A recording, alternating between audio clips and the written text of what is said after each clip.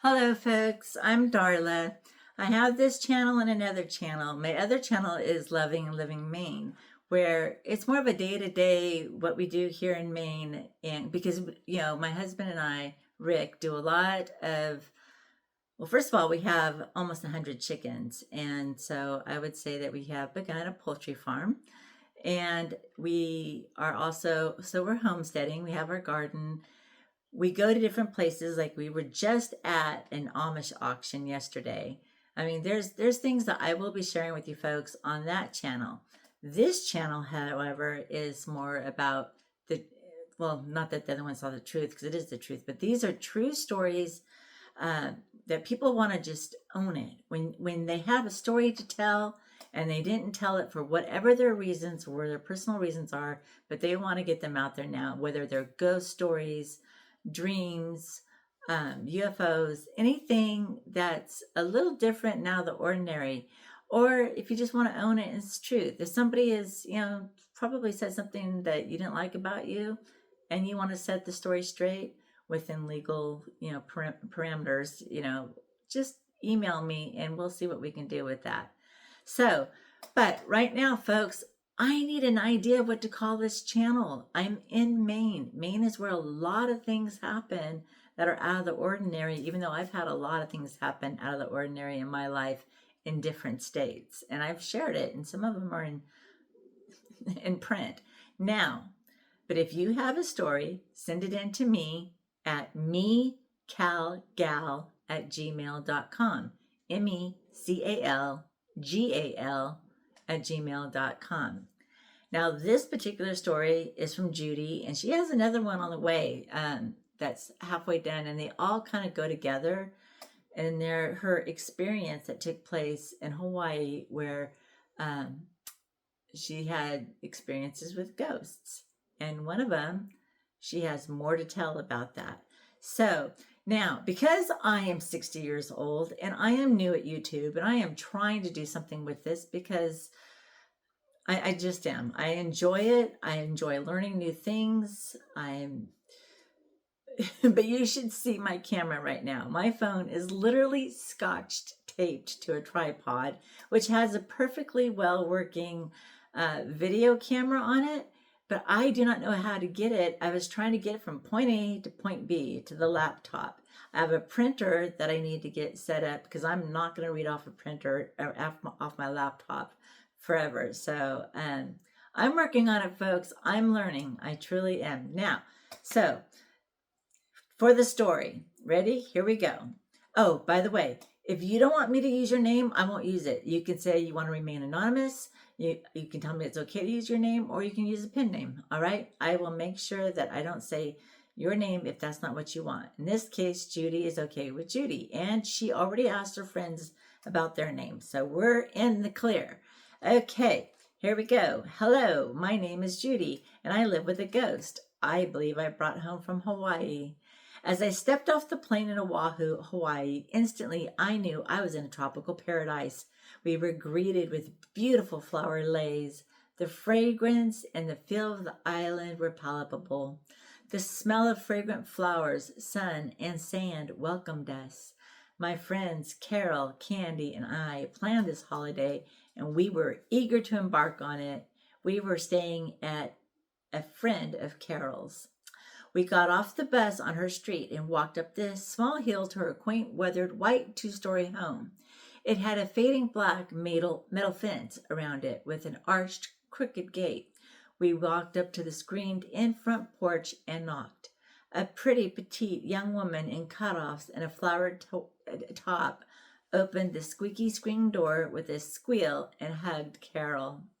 We were all introduced and welcomed into her home.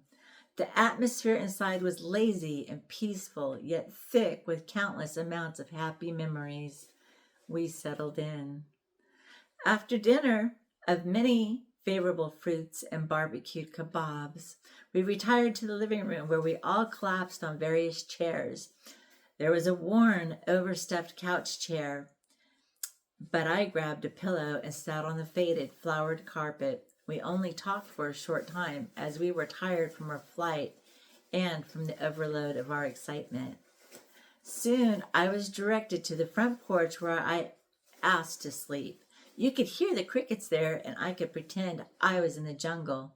I snuggled up on my cot and crashed. In my dream, I saw an old woman in a gray dress with large white flowers adorning it. Her hair was white, and she wore it in a bun atop her head.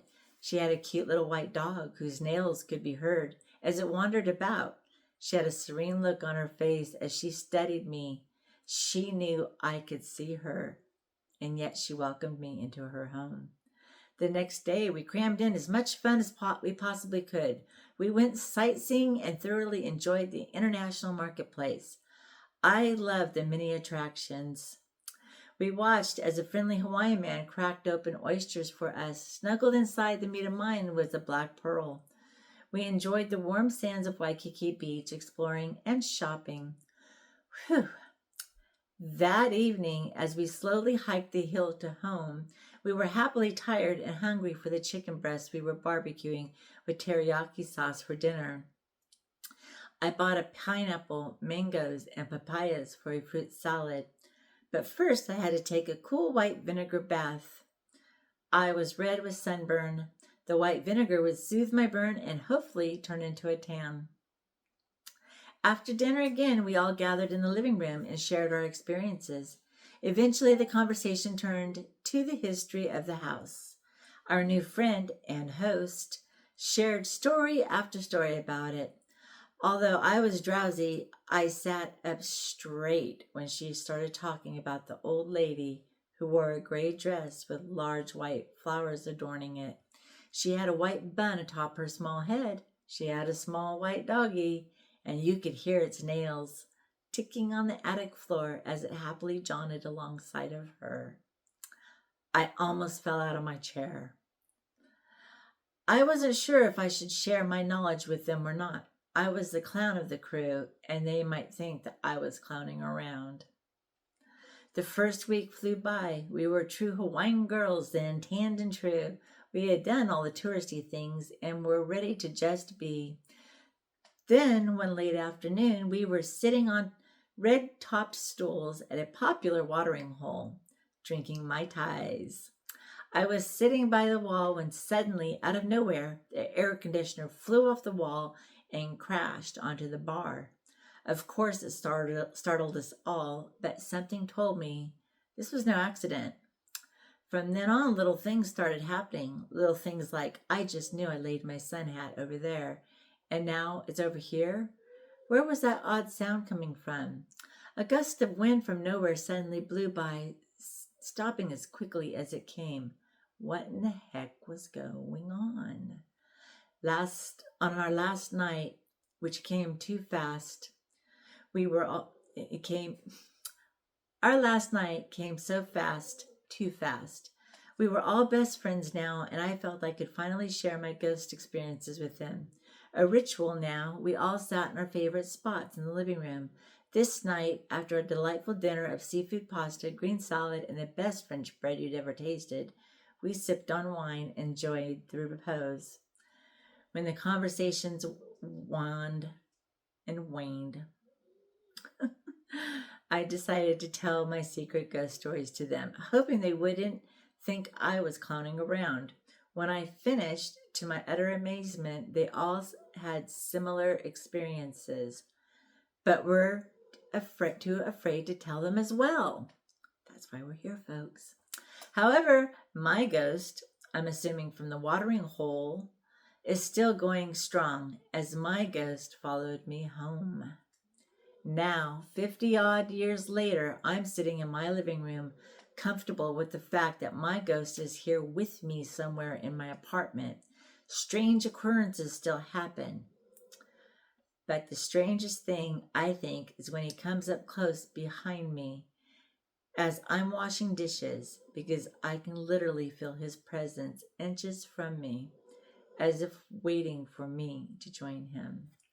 Now, she has more stories to come, and it's concerning this ghost. I've read half of one, but she's not quite finished yet. And I want to hear from you folks too, and I will share some of mine as well.